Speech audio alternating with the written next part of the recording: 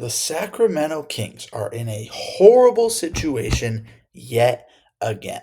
Shams Charania posted just a couple days ago the Sacramento Kings are expected to open up talks to potentially deal All Star De'Aaron Fox ahead of the February 6th trade deadline, which is in 1 week from now. If you did not know, yes, February is coming up. There will be plenty of suitors, but it's believed that Fox is a target destination in mind ahead of 2026 free agency, and obviously we now know that that team is the San Antonio Spurs. A report also came out just today that the Sacramento Kings reportedly covet Stephon Castle, but there is doubt around the league that the Spurs will actually include him in a trade. Um, so this makes sense. Obviously, all of this makes sense.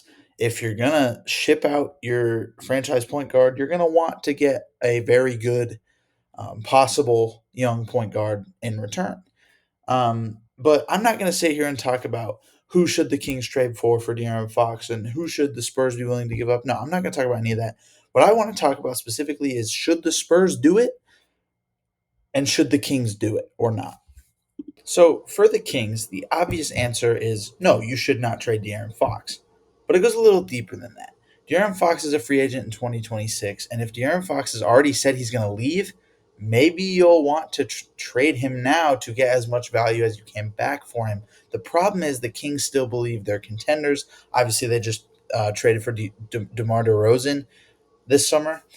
They have Domantas Sabonis. They have a lot of good pieces, um, improving pieces like Malik Monk and guys like that who have been playing really well over the past couple years. And I don't think the Kings are just going to want to just completely quit on that simply because one player is making a claim that they might leave in a couple years. Obviously, the other argument is that they will probably trade him because they want to make sure they get back what they can for him, especially because he's young. He has been an all-star and he has a lot of potential, especially to a Spurs team who is trying to build around one of the best players in the league at this point in time in his second season. Do think that the Spurs are going to look at this and be like, De'Aaron Fox is a young player. He's a perfect fit. And I don't think anyone is going to argue with this. De'Aaron Fox is arguably one of the best possible fits with Victor Wembanyama. He's a fast point guard who can pass, who can score, he can do all the things and take some pressure off of Wemby.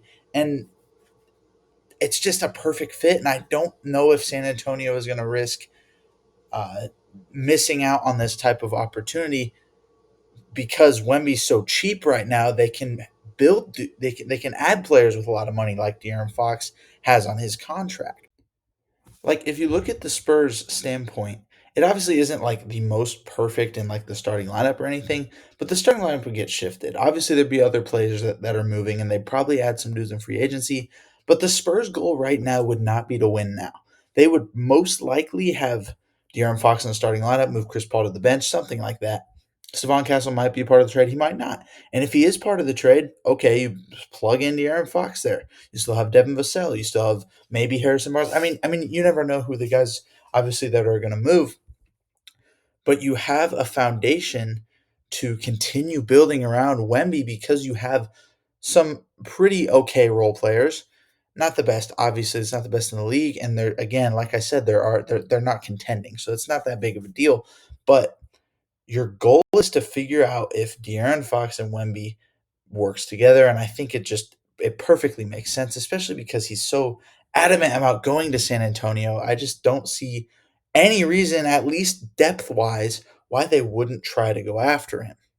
I think another thing that's also really cool for Spurs fans is that you're already seeing top level guys like De'Aaron Fox say they want to play with a guy like Wemby. That's what a guy like Wemby does. He's that good. He's that fun to play with.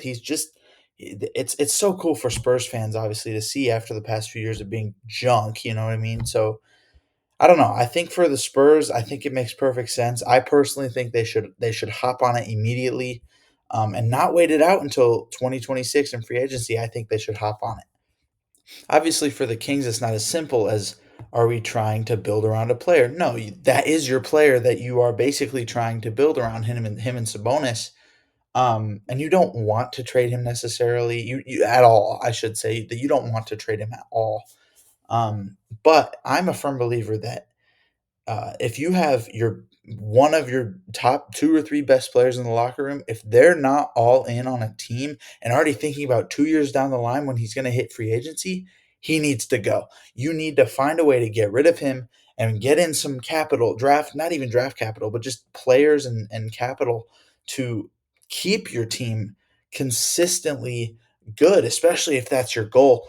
And trading De'Aaron Fox would simply be to get that out of the locker room and reset in a different direction, I guess, in a sense, not in a completely different, not like in a U-turn direction, but in a way that just kind of shifts it. You know what I mean? Like De'Aaron Fox getting traded isn't going to absolutely kill the Kings. It's not. That's not what's going to happen.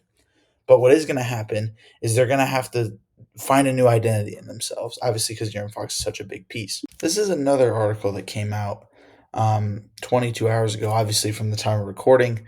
Uh, De'Aaron Fox is just as confused as we are about rampant Kings trade rumors. And basically, I read the article. It basically is saying how De'Aaron Fox never actually requested a trade. He kept saying, "No, no, I didn't request a trade. No, I didn't do this." But he also didn't deny that the rumors are going on and that he never denied that he's against a trade or that he doesn't want to leave or that he does. Like he never. He was just kind of like iffy about it. So this is another weird report. But again, this is a locker room problem. You can't have one of your top guys who is having trade rumors about him afloat and him be iffy about it. That's just not okay. And I think the Kings need to do something about it. So if you ask me what my opinion is on this topic, which no one did, but I'm here sharing it.